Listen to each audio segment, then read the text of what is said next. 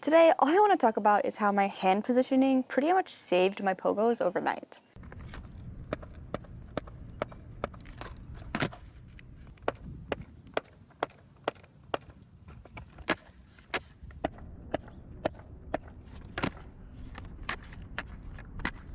Everyone pogos a little bit differently. Some people like to grab the wheel, some people like to grab the truck, some people just grab the side of the deck. And while I don't really think that the hand positioning is completely what matters, I think you can do whatever you want to, whatever feels comfortable. What I really want to talk about is how you can leverage your hand positioning to make micro adjustments and basically be able to pogo a lot longer. Because this literally took my pogo from 2 hops to as many hops as I could do until I was too tired. Okay, so to do a pogo, obviously your board is going to be a little bit upside down. What I do with my front hand, the hand that's normally over my non-dominant foot, I'll grab the nose and wrap my fingers around the grip and put my thumb over the skid plate. This is typically how I have the board in some way.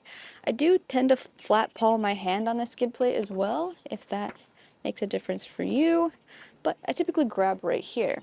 And then the last thing to mention is that over here, I do push down on my thumb and pull up on my fingers, almost like I'm doing a reverse finger flip. And it's just to help me like make the board solid. If I'm tipping, push down with my palm. If I'm tipping this way, heel side, push down with my thumb. Then my board's super stable. As for my backhand, the hand that's typically over my dominant foot, I will wrap my fingers around the grip of the nose, and I place my palm, this fleshy part of my palm, right on the edge of my wheel. And then I put my thumb right on top of the graphic. This is typically how I do my pogos, right here. For me, this gives me pretty much 1, 2, 3, 4, 5 points of contact with the board. And that's really important because what I'm trying to do with my hands is basically stabilize the deck throughout the entire trick. For the longest time, I used to just grip the side of my deck and try to do my pogo, but I was watching a Mike Osterman video that recommended placing my palm on the wheel, and it was literally night and day. And it was night and day because I could now do this very comfortably. Whereas here, there's a lot of movement, a lot of twisting, again, a lot of movement. This was super stable to me and why I prefer this hand positioning. The real trick that got me was that once I had this hand positioning, I was in the perfect position to make micro adjustments to the pogo. And what I mean by that is that when I start to lean too far forward, when my deck angle gets too down low, when I hop, I can pull the board up. And that just brings the board more upright. But when I got too far up, that's when I would struggle. And this is where the hand positioning comes in so clutch.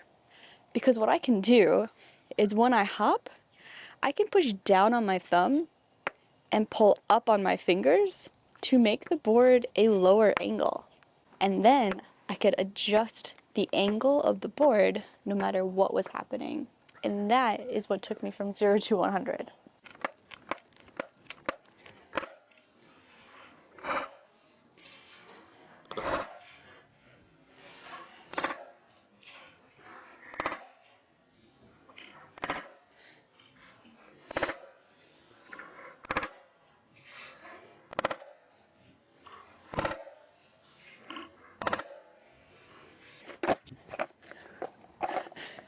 I exaggerated that, but I hope you could see what I mean by pull up.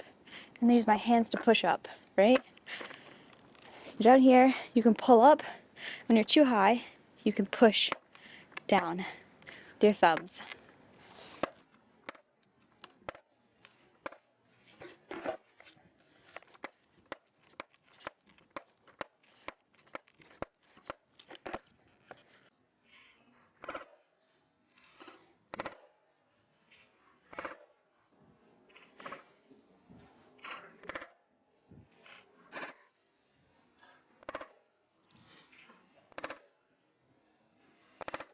Whew, that was exhausting. All right. And I think my final tip would be to find your own rhythm. Everybody pogos at a slightly different speed, and I used to think that I had to pogo really, really fast, so you'll see my old videos are very jerky and very frantic almost. But once I found out that my rhythm was a much slower one, I really started to catch exactly that rhythm that the pogo gets, and I did much better once I was pogoing at my own speed.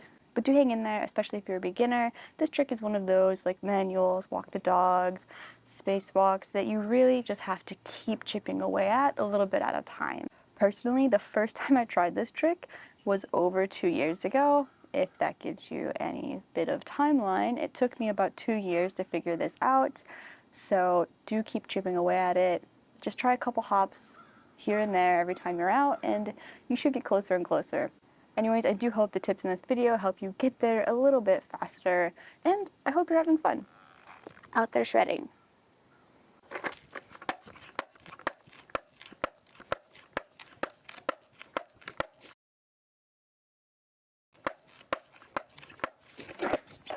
No!